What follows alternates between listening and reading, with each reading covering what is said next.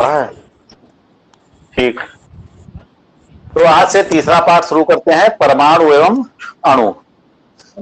बताओ परमाणु किसे कहते हैं, कभी नाम सुना है इसका? बताओ। Yes sir. तो परमाणु यस किसे सर। कहते हैं, किसे कहते हैं, बताओ परमाणु क्या होता है? यदि तत्व के बताओ वह फिर। सूक्ष्म कण सर जो दिस स्वतंत्र रूप धुआं से सर, दिस धुआं। बताओ, अक्षय बोलो। यदि किसी तत्व का वह सूक्ष्म कण जो स्वतंत्र अवस्था में नहीं रह सकता परंतु रासायनिक क्रिया में भाग लेता है उसे परमाणु कहते हैं।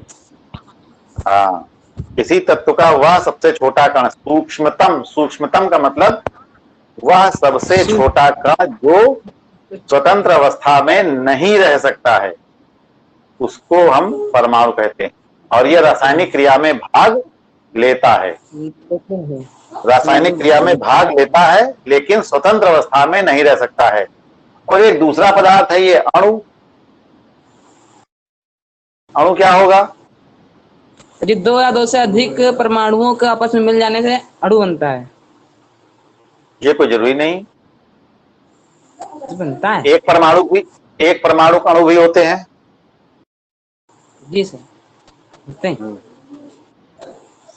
ऐसे भी अणु होते हैं जिनमें एक ही परमाणु होता है, उनको एक परमाणु अणु कहते हैं, जैसे सोडियम है, पोटेशियम है, एल्यूमिनियम है, ये सब क्या है?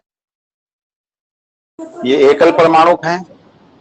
बताओ, जो तुम्हारी परमाणु की परिभाषा तुमने बताई, इसी में उलट पुलट करना है थोड़ा सा। तुमने बताई कि तत्व का वह सूक्ष्मतम कण जो स्वतंत्र अवस्था में नहीं रह सकता है, तो इसका उल्टा क्या होगा? इसका उल्टा क्या होगा? जी सर। स्वतंत्र अवस्था में नहीं रह सकता है, इसका उल्टा क्या होगा? शरीर स्वतंत्र अवस्था में रह सकता है। रह सकता है। और रासायनिक जी। क्रिया में भाग लेता है, इसका उल्टा क्या होगा? जी, रासायनिक क्रिया में भाग नहीं लेता है। बस ये बन गई तुम्हारी अणु की परिभाषा। तो क्या बनी? किसी तत्व का वह सूक्ष्मतम कण जो स्वतंत्र अवस्था में रह सकता है लेकिन रासायनिक क्रिया में भाग नहीं लेता है, उसे हम अणु कहते हैं। दोनों ही सूक्ष्मतम कण हैं, दोनों ही सबसे छोटे कण हैं, लेकिन उन सबसे छोटे कणों के साथ साथ उनकी एक विशेषता भी है। ऐसा सबसे छोटा कण जो स्वतंत्र अवस्था में रह सकता है उसको हम अणु कहते हैं, और ऐसा सबसे छोटा कण जो स्वतंत्र अवस्था में नहीं रह सकता है उसे हम परमाणु कहते हैं। आई बात समझ में? अब जैसे ये है चाक का पाउडर, जैसे ये है, इसमें ये छोटे छोटे कण तुम्हें गिरते हुए दिख रहे हैं?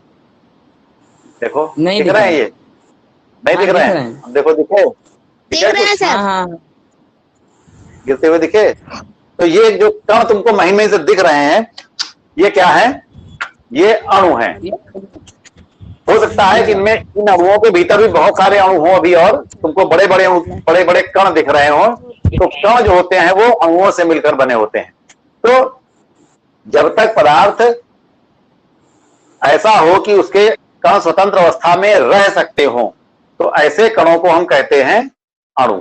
लेकिन ये कण जो होते हैं रासायनिक क्रिया में भाग नहीं लेते हैं। अब यहां पर बात आई एक तत्व की। किसी भी तत्व का वह सूक्ष्मतम कण जो स्वतंत्र अवस्था में रह सकता है, तो ये तत्व क्या चीज होती है? तुम पिछले पाठ में पढ़ चुके हो। पिछला पाठ कौन सा था?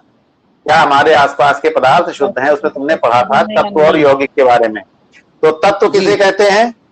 बताओ, तत्व किसे कहते हैं? वे तत्व वे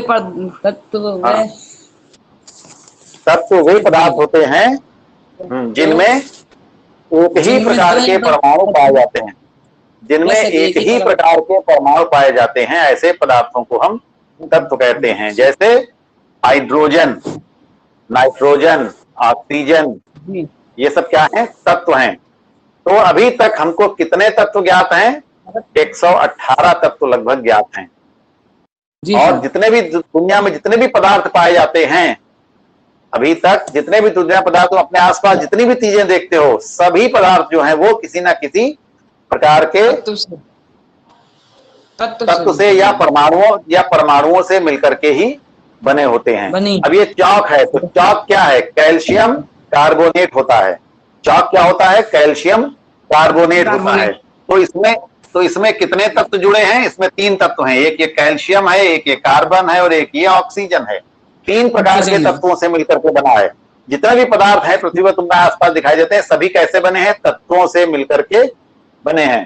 तो जैसे पानी है, पानी का सूत्र क्या होता है? H2O। तो ये कितने प्रकार के तत्वों से मिलकर बना है? 2 प्रकार के। कौन कौन से? एक हाइड्रोजन और एक ऑक्सीजन। ठीक, तो ये भी 2 प्रकार के तत्वों से मिलकर के बना है। ठीक, तुम्हारा कपड़ा जो पहनते हो वो क्या होता है? वो धागा होता है। धागा किससे बनता है? सेल्यूलोज से बनता है। एक पदार्थ होता है जो सूती धागा होता है, वो सेल्यूलोज का बना होता है। सेल्यूलोज क्या होता है? कार्बन, हाइड्रोजन और ऑक्सीजन से मिलकर के बना हुआ एक पदार्थ होता है। कार्बन, हाइड्रोजन और ऑक्सीजन से मिलकर के बना हुआ पदार्थ होता है। तो वो भी हमारे कपड़े क्या है? वो भी एक प्रकार, विभिन्न प्रकार के तत्वों से मिलकर के बने हुए हैं। ठीक जी। तो जितने भी पदार्थ तुम आसपास देखते हो वो सभी क्या हैं? किसी ना किसी प्रकार के तत्वों से मिलकर के बने। कमरे में जो ये हवा है, हवा क्या है? हवा भी कई प्रकार की गैसों का मिश्रण है। हवा क्या है? हवा भी कई प्रकार की गैसों का मिश्रण है। सबसे ज्यादा कौन सी गैस पाई जाती है? हवा में सबसे ज्यादा कौन सी गैस पाई जाती है? नाइट्रोजन। और कितनी होती है? लगभग 78%। 78% होती है। तो ये भी क्या है? ये भी एक तत्व है। ऑक्सीजन गैस पाई जाती है, तो ऑक्सीजन भी एक तत्व है। कार्बन डाइऑक्साइड पाई जाती है, तो ये एक यौगिक है, लेकिन ये 2 प्रकार के तत्वों से मिलकर बना है। कार्बन डाइऑक्साइड CO2, इसमें 2 तत्व हैं। इसमें 2 तत्व कौन कौन से हैं? एक तो ये H और एक ये कार्बन और ऑक्सीजन। तो ये भी 2 प्रकार के तत्वों से मिलकर के बना है। यानी इस धरती पर जितने भी पदार्थ तुमको दिखाई देते हैं, सभी पदार्थ किसी न किसी रूप में, किसी न किसी प्रकार के तत्वों से मिलकर के ही बने हैं। और ये तत्व जो हैं, ये तत्व भी छोटे छोटे कणों से मिलकर के बने हैं, जिनको हम अणु कहते हैं। जी, तत्व भी जो होते हैं वो छोटे छोटे कणों से मिलकर के बने हैं। इन कणों को हम क्या कहते हैं? अणु कहते हैं। और ये अणु जो हैं, ये अणु भी छोटे छोटे कणों से मिलकर के बने हुए हैं। उनको हम परमाणु कहते हैं। परमाणु का संधि विच्छेद करें तो क्या आएगा? परम अणु। यानी अणु से भी छोटे, परम अणु मिला दिया तो परमाणु हो गया, परम अणु। ठीक है जी। तो तत्व जो होते हैं वो अणुओं से मिलकर के बने होते हैं, और अणु जो होते हैं वो परमाणुओं से मिलकर के बने होते हैं। यानी परमाणु की उपस्थिति तक कोई भी तत्व होता है तो उसके गुण उसमें पाए जाते हैं। ठीक है, तो ये परमाणु जो होते हैं तत्व के बहुत ही सूक्ष्म कण होते हैं, जो हमें अपनी आंखों से दिखाई नहीं देते हैं। और ये ऐसे कण होते हैं जो स्वतंत्र अवस्था में नहीं रह सकते। कभी भी कोई पदार्थ या कोई भी तत्व जो होगा वो परमाणु के रूप में नहीं पाया जाएगा। हमेशा वो किसके रूप में पाया जाएगा? अणु के रूप में पाया जाएगा। किसी भी तत्व का सबसे छोटा कण क्या होता है? अणु होता है। यानी अणु के रूप में ही कोई तत्व पाया जाता है। ठीक, और अणु भी किससे मिलकर के बने होते हैं? परमाणुओं से मिलकर के बने होते हैं। तो परमाणु के बारे में बहुत पहले ही जानकारी हो गई थी। एक वैज्ञानिक थे जॉन डाल्टन, सन 1808 में एक वैज्ञानिक थे। उस समय तक हालांकि विज्ञान की बहुत ज्यादा प्रगति नहीं हुई थी, लेकिन जो भी उस समय तक जानकारियां प्राप्त थीं, उन जानकारियों के आधार पर सन 1808 में एक वैज्ञानिक थे जॉन डाल्टन। जॉन डाल्टन जो थे, इन्होंने परमाणु के बारे में कुछ बातें बताई थी। उन्होंने उस समय अपने जमाने में 1808 में इन्होंने परमाणु के बारे में कुछ बातें बताई थी अपने अध्ययन के आधार पर, या उन्होंने जो आसपास देखा, जो उन्होंने जो प्रयोग किए होंगे, जो भी किया होगा, तो उसके आधार पर इन्होंने कुछ बताया था कि परमाणुओं के बारे में कुछ बताया था।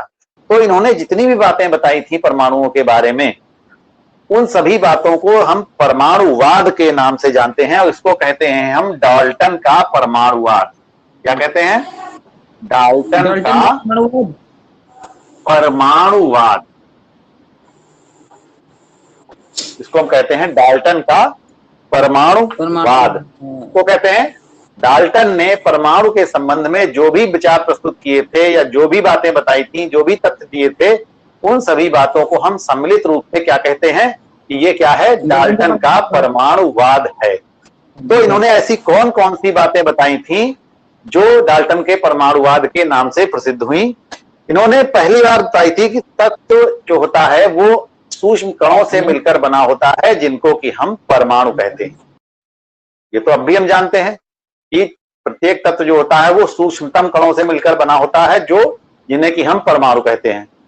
ये तो कोई बड़ी बात नहीं थी, ये तो सभी को पता है अब इस समय। लेकिन अब दूसरी बात जो है वो बड़ी खास बात है कि इन्होंने बताया था कि परमाणु ही तत्व का सबसे छोटा कण है। अब इस परमाणु को हम और भी अधिक छोटे कणों में नहीं तोड़ सकते। उस समय तक जो भी विज्ञान की प्रगति थी, उस समय तक जो भी सुविधाएं थी विज्ञान पढ़ने के लिए या वैज्ञानिक तथ्यों को प्रदर्शित करने के लिए, तो उस समय तक के हिसाब से यही माना जाता था कि किसी भी तत्व का सबसे छोटा कण जो होता है वो क्या है, परमाणु है। अब हम परमाणु से और छोटा कण नहीं ढूंढ सकते। यानी इसका मतलब है कि जैसे हमने बताया कि तत्व किससे मिलकर बना होता है, अणु से मिलकर बना होता है। अणु किससे मिलकर बने होते हैं, परमाणुओं से मिलकर बने होते हैं। तो डाल्टन ने कहा कि परमाणु ही तत्व का सबसे छोटा कण है। परमाणु को और अधिक छोटे कणों में हम नहीं तोड़ सकते। परमाणु को हम किसी भी इससे और अधिक छोटे कणों में नहीं तोड़ सकते। तो जो दूसरा तथ्य इन्होंने कहा था कि परमाणु जो है वो अविभाज्य होता है। क्या कहा था, परमाणु अविभाज्य होता है। इसका मतलब क्या हुआ, परमाणु विभाजित नहीं कर सकता है। हाँ, अविभाज्य, विभाज्य का मतलब होता है विभाजित किया जा सके, और अविभाज्य का मतलब होगा उसको विभाजित ना किया जा सके। तो डाल्टन ने बताया था कि परमाणु जो होता है वो अविभाज्य होता है, यानी परमाणु को और अधिक छोटे कणों में नहीं तोड़ा जा सकता है। ठीक, दो बातें हो गई। तीसरी बात इन्होंने बताई थी कि परमाणु को हम ना तो बना सकते हैं और ना ही हम उसको नष्ट कर सकते। परमाणु को किसी भी तरह से न तो बनाया जा सकता है यानी उत्पन्न किया जा सकता है, और ना ही परमाणु को नष्ट किया जा सकता है जी। यानी परमाणु कभी समाप्त नहीं होता है, परमाणु कभी खत्म नहीं होता है, और ना ही उसको हम बना सकते हैं, ना उत्पन्न। जो है पृथ्वी पर जितने परमाणु तो वही हैं सब, बस। अब हम नए परमाणु बना नहीं सकते हैं, ना ही परमाणु को हम नष्ट कर सकते हैं, खत्म भी नहीं कर सकते हैं। तीन बातें हो गई। चौथी बात उन्होंने कही कि एक ही तत्व के जितने परमाणु होते हैं, एक तत्व के जितने भी परमाणु होते हैं वो सब एक जैसे ही होते हैं, एक ही प्रकार के होते हैं या एक समान होते हैं। किसी एक ही तत्व के परमाणु जो होते हैं वो सब एक ही समान होते हैं, एक जैसे होते हैं, उनमें कोई भिन्नता नहीं होती है। उन परमाणुओं में कोई भी विभिन्नता नहीं होती है। यानी जैसे कैल्शियम का परमाणु कहा गया, तो कैल्शियम का परमाणु जैसा होता है वैसा ही होगा, चाहे जितना हम कैल्शियम ले आए, चाहे जहां से ले आए। कैल्शियम की जैसा कोई दूसरा परमाणु नहीं हो सकता, नहीं। कैल्शियम के जैसा कोई दूसरा परमाणु नहीं हो सकता है। और कैल्शियम के जितने परमाणु होंगे, हम कैल्शियम चाहे जहां से लाएं, सब परमाणु कैसे होंगे, एक जैसे ही होंगे। अगली बात इन्होंने क्या कही कि एक ही तत्व के परमाणु जो होते हैं वो आकार में, द्रव्यमान में और गुणों में एक ही जैसे होते हैं। Yes sir. जैसे कैल्शियम का परमाणु है तो इस परमाणु का आकार कैसा होगा, इस परमाणु का द्रव्यमान कितना होगा, और इस परमाणु के क्या क्या गुण होंगे, यानी कैल्शियम के क्या क्या गुण होंगे, ये सब निश्चित है, सब एक जैसे ही होंगे। और अगली बात इन्होंने कही कि अगर अलग अलग कोई तत्व लिए जाते हैं तो उनके परमाणु जो होंगे वो अलग अलग प्रकार के होंगे। जैसे कैल्शियम कहा गया तो कैल्शियम के तो सभी परमाणु एक जैसे होंगे। अब पोटेशियम कहा जाए तो कैल्शियम का परमाणु दूसरे तरह का होगा और पोटेशियम का परमाणु अलग तरह का होगा। ऑक्सीजन का परमाणु जो होगा वो अलग तरीके का होगा, ऑक्सीजन का परमाणु अलग तरह का होगा। यानी एक ही तत्व के परमाणु तो एक जैसे होते हैं, लेकिन अलग अलग तत्वों के परमाणु जो होते हैं वो भिन्न भिन्न प्रकार के होते हैं।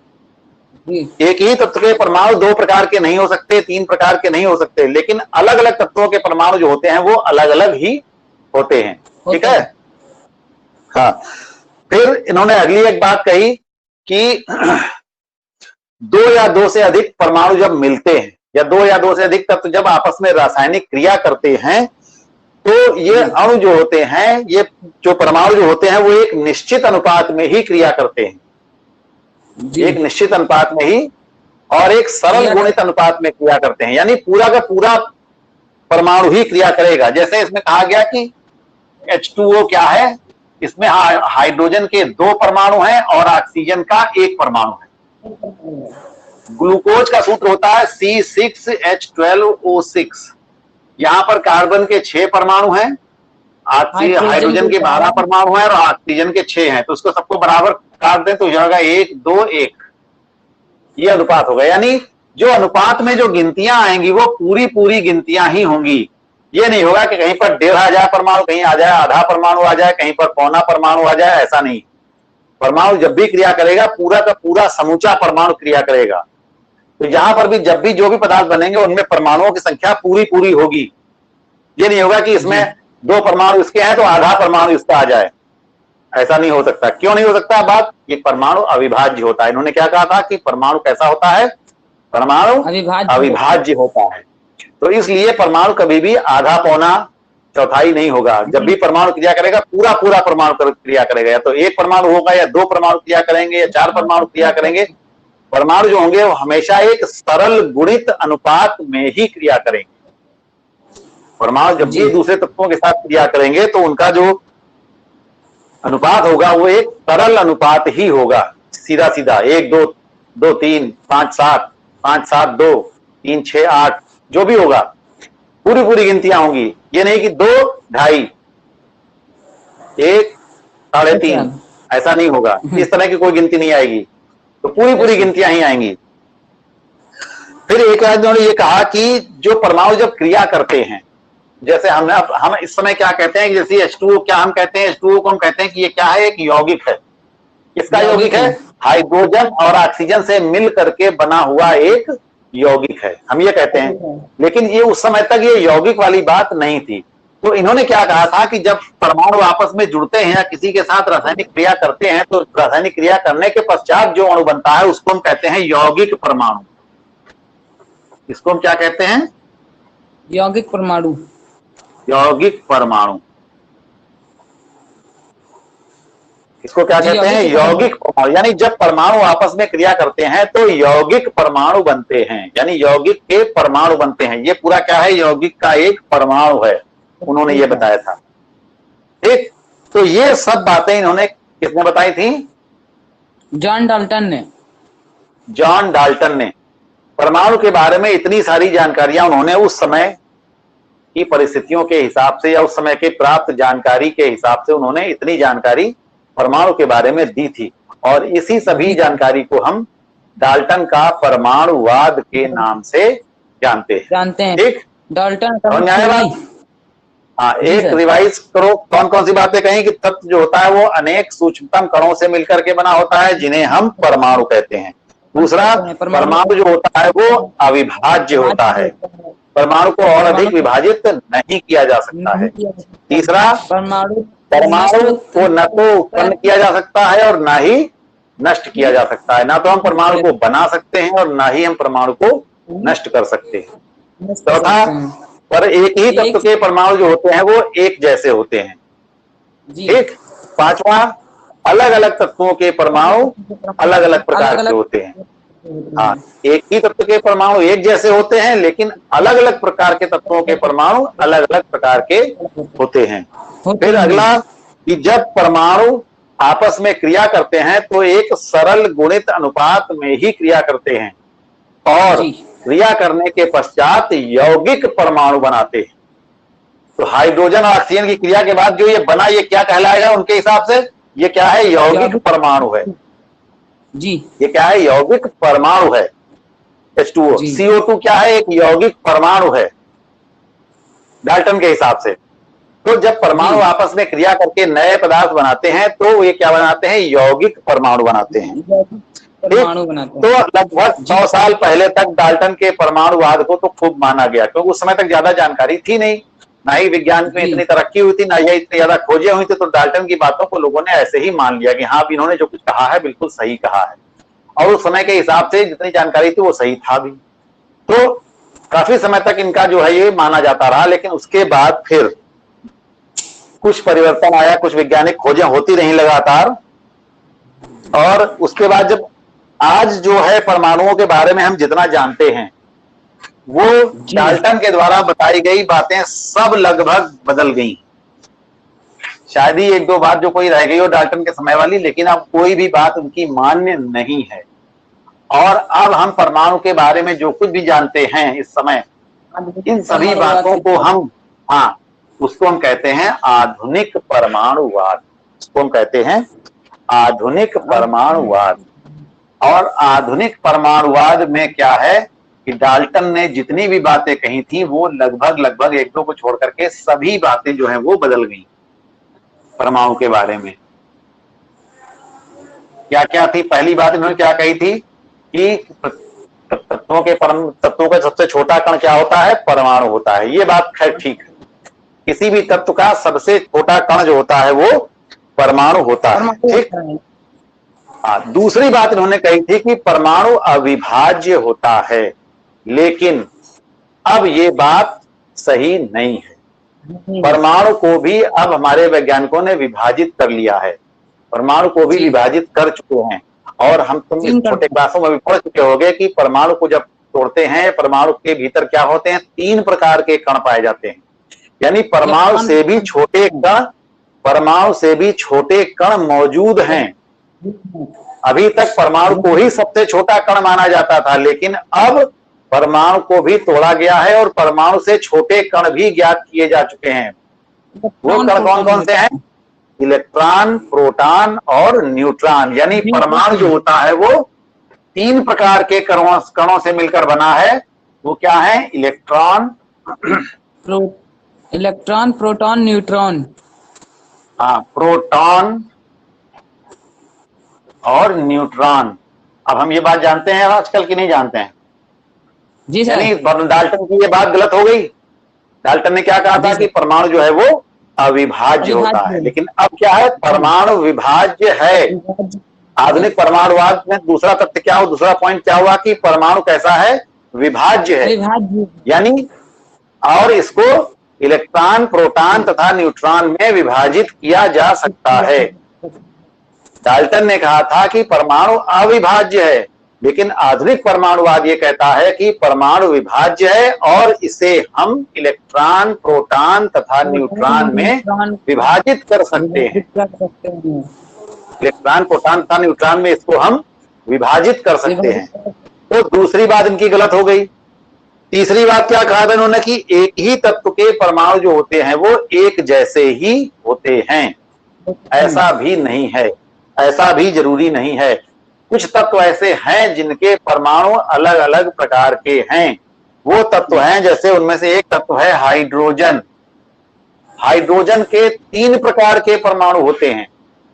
हाइड्रोजन के परमाणु जो होते हैं वो 3 प्रकार के होते हैं। वो 3 प्रकार हैं। एक प्रकार को कहते हैं हाइड्रोजन या प्रोटियम। इसको क्या कहते हैं? प्रोटियम, या इसी को हम हाइड्रोजन भी कहते हैं। इसी को हम हाइड्रोजन भी कहते हैं। सबसे ज्यादा पाया जाने वाला यही है, हाइड्रोजन। और दूसरा जो इसका परमाणु है उसको हम कहते हैं ड्यूटीरियम।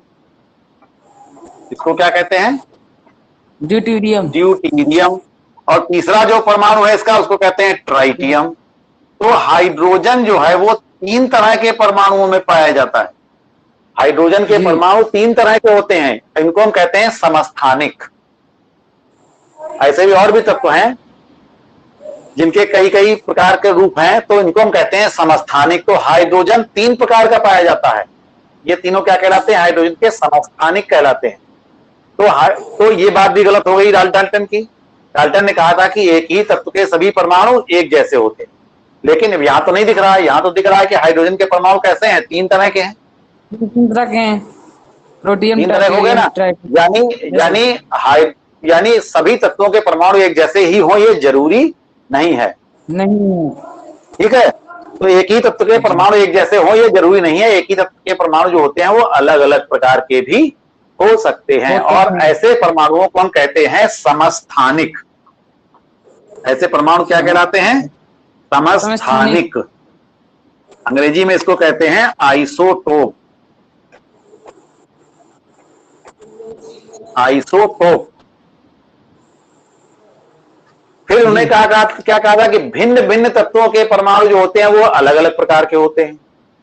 भिन्न भिन्न तत्वों के परमाणु जो होते हैं वो भिन्न भिन्न प्रकार के होते हैं। अब ऐसा भी नहीं है, ऐसा भी नहीं है। तो हाँ, अलग अलग प्रकार के तत्वों के परमाणु भी एक जैसे हो सकते हैं, उनके परमाणु भार एक जैसे हो सकते हैं। भिन्न भिन्न तत्वों के परमाणु भी परमाणु भार में समान हो सकते हैं। जैसे एक होता है कैल्शियम और दूसरा तत्व है आर्गन। इसका भी परमाणु भार 40 होता है और इसका भी परमाणु भार 40 होता है। 40 होता है।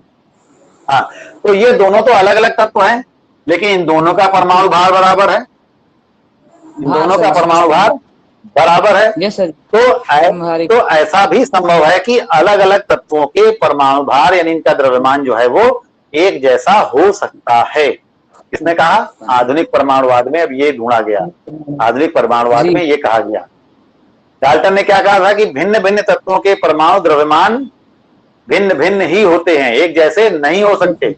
लेकिन आजकल के हिसाब से क्या है कि भिन्न भिन्न तत्वों के परमाणु भार भी एक जैसे हो सकते हैं। और ऐसे तत्वों को हम कहते हैं समभारी। ऐसे तत्वों को इसको कहते हैं समभारी यानी आइसोबार्स। इनको हम कहते हैं आइसोबार्स। तो तुमने दो प्रकार की चीजें और नहीं पढ़ी क्या? समस्थानिक और समभारी। तो ये समस्थानिक थे पहले वाले और ये क्या है? समभारी। इनके भार बराबर हैं। समस्थानिक में क्या होता है? समस्थानिक में क्या होता है? उनके परमाणु क्रमांक एक जैसे होते हैं और परमाणु भार अलग अलग होते हैं। हाँ, वहां पर एक चीज छूट गई थी। हाइड्रोजन के जो 3 समस्थानिक बताए थे उन तीनों में पहले वाला जो समस्थानिक होता है यानी प्रोटियम जो होता है उसका परमाणु भार 1 होता है, जो दूसरा वाला होता है उसका 2 होता है और तीसरा जो होता है उसका 3 होता है। तो यहाँ पर तत्व तो एक ही है लेकिन उसके परमाणु भार क्या है? अलग अलग हैं। अलग अलग हो गए ना। ये क्या कहलाते हैं? समस्थानिक। अगर परमाणु भार अलग अलग हैं और परमाणु क्रमांक समान है तो इसको हम कहते हैं समस्थानिक। और जब परमाणु भार एक जैसे हैं और परमाणु क्रमांक अलग अलग हो तो उनको हम कहते हैं समभारी। दो बातें होती हैं देखो, एक होता है परमाणु क्रमांक, अभी आगे पढ़ोगे परमाणु क्रमांक क्या होता है अभी बताएंगे आगे। एक होता है परमाणु क्रमांक और एक होता है परमाणु भार। दो चीजें होती हैं। तो अगर परमाणु क्रमांक समान है, परमाणु भार अलग अलग है तो उसको हम कहेंगे समस्थानिक। उसको हम कहेंगे समस्थानिक। यानी परमाणु क्रमांक एक जैसा है लेकिन परमाणु भार अलग अलग है तो उसको हम कहेंगे समस्थानिक। लेकिन उल्टा है इसका, अगर परमाणु भार एक जैसा है परमाणु क्रमांक अलग अलग है तो उसको हम कहेंगे समभारी। समभारी का मतलब ही हो गया कि परमाणु भार समान है। समस्थानिक का मतलब है परमाणु क्रमांक एक जैसा है। तो दोनों बातों में से कोई एक चीज अगर समान है तो दूसरी क्या अलग अलग है। तो समस्थानिक बताने के लिए हम क्या कहेंगे कि परमाणु क्रमांक एक जैसा होता है लेकिन परमाणु भार भिन्न भिन्न होता है। समभारी बताने के लिए हम क्या कहेंगे कि परमाणु भार समान होता है परंतु परमाणु क्रमांक भिन्न भिन्न होता है। तो ये कहलाते हैं समभारी। तो डाल्टन की ये बात भी गलत हो गई। डाल्टन ने क्या कहा कि भिन्न भिन्न तत्वों के परमाणु भिन्न भिन्न प्रकार के हो सकते हैं, लेकिन यहाँ पर क्या है? भिन्न भिन्न तत्वों के परमाणु भार भी एक जैसे हो सकते हैं। तो ये भी बात डाल्टन की गलत हो गई जी। अगली बात डाल्टन ने क्या कही थी कि जब परमाणु आपस में संयोग करते हैं तो यौगिक परमाणु बनाते हैं, ये कहा था जी। अब क्या कहा जाता है उसको? तो अब क्या कहा जाता है? जो यौगिक परमाणु उन्होंने जिसको कहा था उसको क्या कहा जाता है कि वो अणु कहे जाते हैं जी। वो क्या होता है? अणु है। यानी जैसे हमने बताया था कि H2O क्या है, डाल्टन के हिसाब से ये क्या है? यौगिक परमाणु है। डाल्टन ने इसको नाम दिया था यौगिक परमाणु का। लेकिन अब इसको यौगिक परमाणु ना कह करके क्या कहा जाता है? अणु कहा जाता है। तो अब आधुनिक सिद्धांत के आधार पर, आधुनिक परमाणुवाद के आधार पर क्या है कि जब परमाणु आपस में रासायनिक संयोग करते हैं तो वो सरल गुणित अनुपात में ही संयोग करते हैं, लेकिन इससे जो बनते हैं वो होते हैं अणु, ना कि यौगिक परमाणु। ठीक है? क्योंकि ये क्या है? यौगिक का एक अणु बनता है, ये परमाणु नहीं है। क्योंकि परमाणु तो अकेला होगा, सिंगल होगा, तो ये इसमें दो प्रकार के परमाणु जुड़े हुए हैं। तो जब दो प्रकार के परमाणु जुड़ेंगे तो उसको हम कहेंगे अणु। उसको नाम दिया गया है अणु। अंग्रेजी में इसको कहते हैं मॉलिक्यूल। अंग्रेजी में इसको कहते हैं मॉलिक्यूल। और परमाणु को क्या कहते हैं? परमाणु का एटम। परमाणु को अंग्रेजी में क्या कहते हैं? एटम।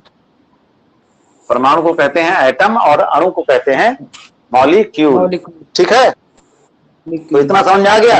यानी कुल मिलाकर के बात ये हुई कि डाल्टन ने जितनी भी बातें कही थी उसमें से एक दो बातों को छोड़ करके लगभग सभी बातें जो थी वो आगे चल के फिर आजकल के हिसाब से सभी गलत साबित हो गई। तो अब डाल्टन का परमाणुवाद बिल्कुल भी मान्य नहीं है। अब हम उसकी जगह पर कौन सा परमाणुवाद मान्य है? आधुनिक परमाणुवाद जो है वो, मॉडर्न एटॉमिक थ्योरी जो है वो मान्य है। ठीक है जी, मॉडर्न थ्योरी के नाम से। अब एक बात उन्होंने, डाल्टन ने और कही थी कि परमाणु को ना तो उत्पन्न किया जा सकता है और ना ही नष्ट किया जा सकता है। लेकिन अब आजकल क्या है, परमाणु को उत्पन्न तो नहीं किया जा सकता है, लेकिन एक प्रकार के तत्व के परमाणु को दूसरे प्रकार के तत्व के परमाणु में बदला जा सकता है। विभिन्न नाभिकीय क्रियाओं के द्वारा जो न्यूक्लियर रिएक्शंस होती हैं, जैसे परमाणु बम में, हाइड्रोजन बम में, ये सब क्या है, यहाँ पर नाभिकीय क्रियाएं होती हैं। तो इन नाभिकीय क्रियाओं के द्वारा क्या किया जाता है कि एक प्रकार के तत्व के परमाणु को दूसरे प्रकार के तत्व के परमाणुओं में बदल दिया जाता है। जब यूरेनियम का विखंडन, जब यूरेनियम नामक तत्व है उसका विखंडन किया जाता है तो विखंडन होने पर दो प्रकार के परमाणु बनते हैं। एक होता है बेरियम के बनते हैं और एक बनते हैं क्रिप्टॉन के। क्रिप्टॉन के बनते हैं और हाँ, क्रिप्टॉन के परमाणु बनते हैं। तो ये क्या है, ये विशेष प्रकार की क्रियाएं हैं, बहुत ही नियंत्रित परिस्थितियों में कराई जाती हैं। सामान्य रूप से वो ओपन में नहीं कराई जा सकती। तो क्योंकि इनमें बहुत अधिक मात्रा में ऊष्मा उत्पन्न होती है। जो परमाणु बम जहां गिराया जाता है तो वो क्रिया यही नाभिकीय क्रिया ही होती है और इसको ओपन में करा दिया जाता है। वो ओपन में होने पर क्या होता है, पूरा कई किलोमीटर के इलाके का पूरा साफ हो जाता है बिल्कुल। इतनी ज्यादा ऊर्जा उत्पन्न होती है इस क्रियाओं में। तो इसलिए इन क्रियाओं को ओपन में नहीं कराया जाता है, खुले में नहीं कराया जाता। इनके लिए विशेष प्रकार की भट्टियां बनाई जाती हैं, बड़ी मोटी मोटी। इनको कहते हैं नाभिकीय रिएक्टर। भट्टियों को कहते हैं नाभिकीय रिएक्टर या परमाणु भट्टी कहते हैं अंग्रेजी में इसको। तो उसके भीतर ये क्रियाएं कराई जाती हैं नियंत्रित तरीके से। तो वहां पर ये नए नए प्रकार के परमाणु के तत्वों को बनाया जाता है। तो इस प्रकार से नाभिकीय क्रियाओं के द्वारा हम एक प्रकार के तत्व को दूसरे प्रकार के तत्वों में बदल सकते हैं। हम नष्ट और उत्पन्न तो नहीं कर सकते हैं, लेकिन एक प्रकार के तत्व को दूसरे प्रकार के तत्व में हम बदल सकते हैं।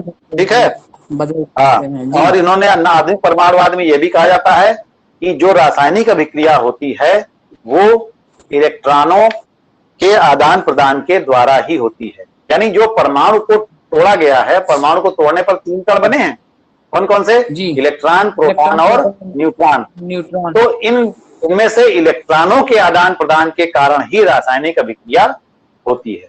ये कहा जाता है ना कि रासायनिक अभिक्रिया जो होती है वो अलग अलग प्रकार के परमाणुओं से मिलकर के रासायनिक क्रिया होती है। जैसे हाइड्रोजन और ऑक्सीजन के बीच रासायनिक क्रिया हुई तो इसमें किसमें क्रिया हो रही है? हाइड्रोजन के परमाणु में और ऑक्सीजन के परमाणु में क्रिया हो रही है।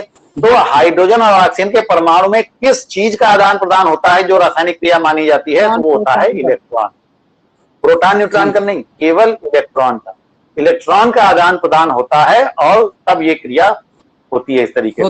तो कोई भी रासायनिक क्रिया जब होती है तो उसमें कोई खास बात नहीं होती है, सिर्फ इलेक्ट्रॉनों का आदान प्रदान होता है। कुछ इलेक्ट्रॉन किसी को दिए जाते हैं, कुछ इलेक्ट्रॉन किसी से लिए जाते हैं या साझेदारी की जाती है, अभी आगे पढ़ोगे। तो इलेक्ट्रॉनों के ही आदान प्रदान के द्वारा ही ये रासायनिक अभिक्रियाएं संपन्न होती हैं। तो ये सब हो गया आधुनिक परमाणुवाद। ठीक है, तो ये समझ में आया। तो परमाणु किसे कहते हैं?